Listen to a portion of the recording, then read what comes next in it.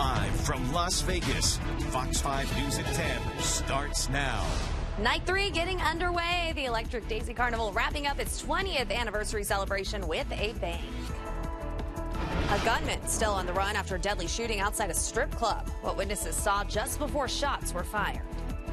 This is the best feeling I've ever had in my life. Longer than I've been alive, we haven't seen a championship, and we got it tonight.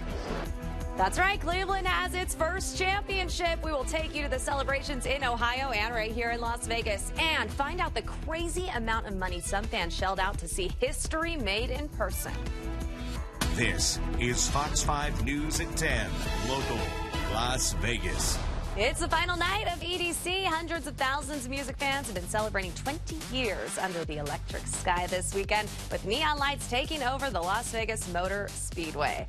I'm Elizabeth Watts. Thanks for joining us tonight. Festival goers are savoring every moment of one more night under the electric sky. And Fox 5's Abby Tedros joins us live to recap the last couple of days and explains what it's like inside there for all these festival goers. Abby. Hey, Elizabeth. Well, you can see people behind me still trickling into the festival. That is because the headliners don't start until midnight. And the ravers that we spoke with today tell us that these sets are just as crazy as the costumes.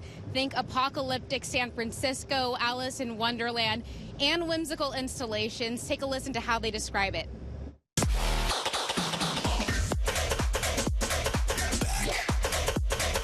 It's like a different planet. Like, once you go out there, it's not reality. If you're wondering what it's like inside Electric Daisy Carnival, you walk in, you see everything, and they just did an amazing job with production. The sounds are amazing. Everybody's amazing there. it's the 6th time Insomniac is hosting the festival in Las Vegas, and they're pulling out all the stops. The lights, the music, the environment, the costumes, the most random things you never think you would see is here, and it's amazing. Things you'd probably only see at EDC. Butterflies on bikes, a burning phoenix, and big LED flowers while you listen to EDM headliners. But it wasn't all rainbows and butterflies. Metro arrested 39 people on felony drug charges. They also tell Fox 5 they received 212 medical calls, but that's out of 135,000 guests. It also didn't stop the party from going till sunrise. Brandon Matthews of Seattle says the key to surviving 3 days at EDC. You got to kind of pace yourself out. If you don't, then you are going to burn yourself out. You are going to sit down for a while, and you're going to be tired. You got to pace yourself. And for those who do pace themselves and survive 3 days under the electric sky, they leave with stacks of beaded bracelets carrying different messages. This guy had enough to share. And the bracelet that I received, you can see it right here. It is in Roman numerals 2016, and he tells me it is a reminder to live life to the fullest, so I'll be sure to do that. Back to you, Elizabeth. All right, Abby, a good reminder. Thank you. And it's not just about dancing and electronic music. Insomniac announced they raised more than $119,000 for the Shade Tree during its 2nd annual EDC Week charity auction.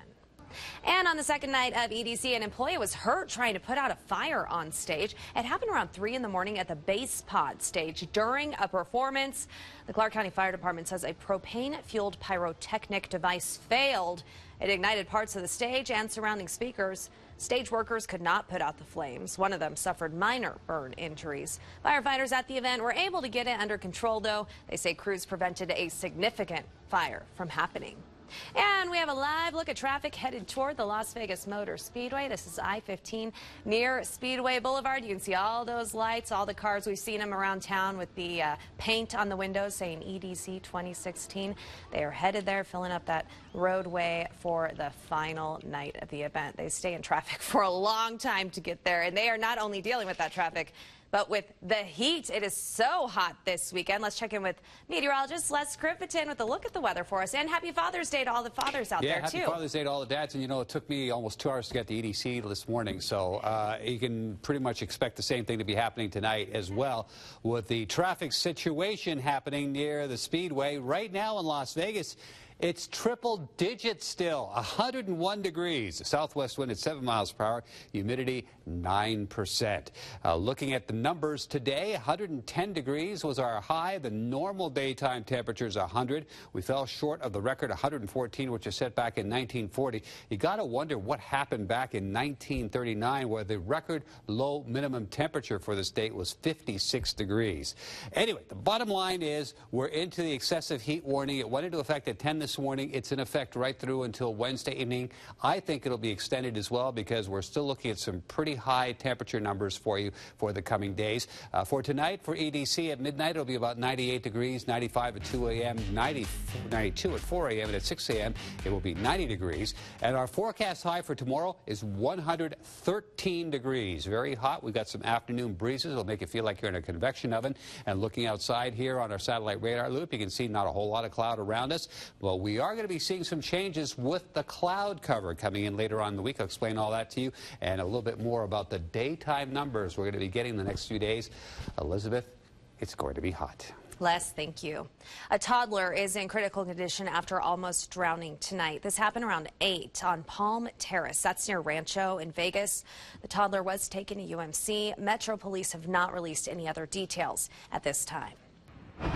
And it took 50 firefighters to battle an apartment fire with this extreme heat we're having. This happened around 5 this afternoon near Harmon and Koval. The Clark County Fire Department says crews were able to put out the flames in about a half an hour. No one was hurt. 15 adults and 4 kids were displaced, and the Red Cross is helping them.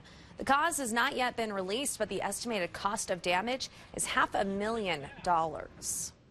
A deadly fall closed part of the I-15 for most of the afternoon. Police say a man fell off the Flamingo overpass on the I-15, bounced off a car, and then hit a cab in the southbound lanes. This happened around 2 this afternoon. Metro Police handled the investigation as the road was shut down. Nevada Highway Patrol managed the traffic. The freeway stayed closed until about 5 o'clock. Another person is dead after being shot outside a strip club. This happened around 5 this morning in the parking lot of Larry's Villa. That's near Bonanza and Rancho. Police say 2 men were arguing when one fired at the other several times. The victim was taken to UMC but later died from his injuries. Police have not released any information on a suspect at this time, so if you have information, call police or Crime Stoppers 702-385-5555. The Cleveland Cavaliers have made history, and thousands out on the streets celebrating the first NBA championship. Fans even standing on buses. At one point, they were on top of a fire truck. This is the city's first major title since 1964. And the last game of the NBA Finals did not disappoint. Shumpert trying to stay with Curry, catches one dribble, steps back, puts up a 3, won't go, rebound tip taken by Spades, final seconds, it's over. The Cavs came back from a 3-1 deficit in the NBA Finals. No team has ever done that, come back and win. The game was tied with 1 minute left on the clock. Kyrie Irving made a 3-pointer. LeBron James was fouled, making one of his free throws, and the rest was history.